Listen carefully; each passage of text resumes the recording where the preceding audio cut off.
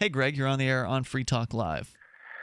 Hey guys, I love that you're talking about Bitcoin. I actually I called in to talk about something else, but I'm really passionate about these technological solutions. My background is actually in tech startups. I've been running a startup for about 3 years. We worked on a platform to decentralize social networking. So that's another thing that I think. Wasn't Diaspora supposed to do that like 3 years ago? Yeah, that's the most famous example. The 4 guys are actually from my school. I used to go to NYU as well. So, but did that ever pan out? Like, is Diaspora still going? Are people using it? Like, how'd that work out? Well, yeah, it actually came out. It's not that much. It doesn't offer that much necessarily. We had a bigger vision, and I think we've actually accomplished it. We have about 250,000 people using our stuff. But Diaspora is actually being used by, for example, ISIS insurgents right now. Oh my. And the reason they use it is because they've been banned from Twitter, but they can't be banned from the Diaspora network because it's decentralized. So that's actually an interesting thing to think about. And so you're doing something similar to that? You're doing a decentralized social networking site? Right. So when you think about it, when the internet came out, it was mostly designed to be decentralized, not to have a single point of failure, right? So it was designed to be resilient, and if some computers went down, then you could still send an email to someone down the hall.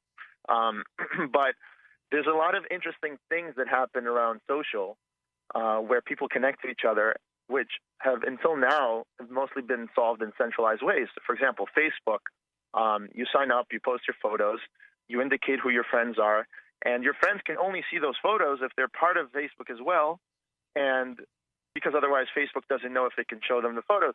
So in other words, everyone has these network effects which keep increasing the cost of leaving the network, and so the internet turns into these silos where it attracts everybody. People say that kind of like government. People say that the internet is half Facebook and half Google, and I mean, it's beginning not quite untrue, but right. It speaks to some of the major problems of centralization on the internet. But how do you solve it? Like, the thing with Diaspora or Diaspora or whatever, this alternate to Facebook, was the trick was to get people to leave Facebook. And when I went to sign up for Diaspora, I wasn't blown away by it or anything like that. So I had no real reason. There was no incentive for me to go there.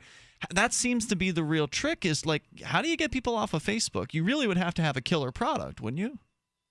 Exactly. Actually, that's why I'm so interested in a lot of the freedom movements and because I'm interested in decentralizing things. But I look at it from a practical point of view.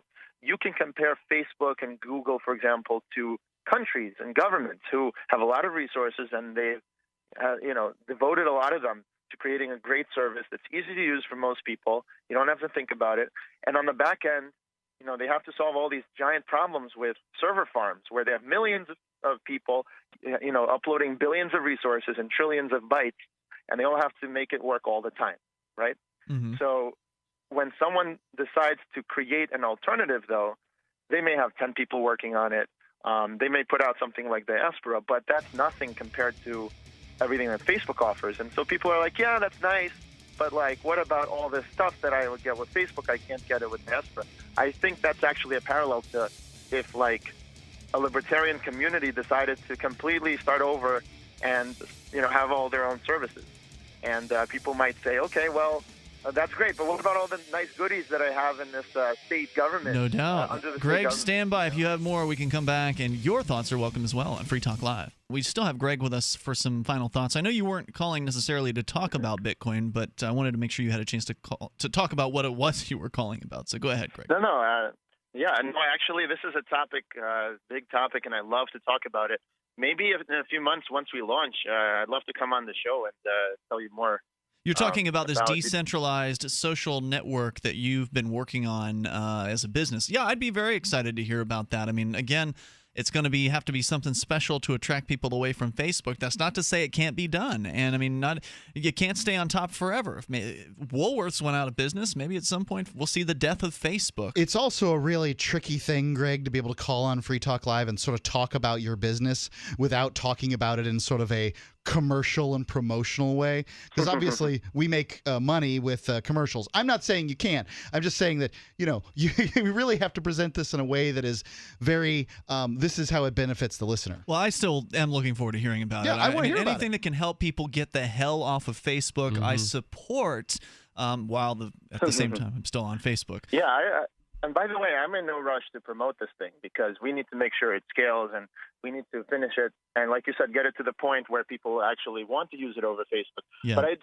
I love to talk about sort of the dynamics, the group dynamics that arise. I basically spend a lot of my time studying about how organizations form and how they're run and how they deal with each other. Because you can imagine designing a tool like this, you have a lot of responsibility to get it right and to make sure it benefits to the most amount of people, to let them do what they want. Free Talk Live, 7 nights a week from 7 to 10 Eastern, live on the Liberty Radio Network at LRN.FM.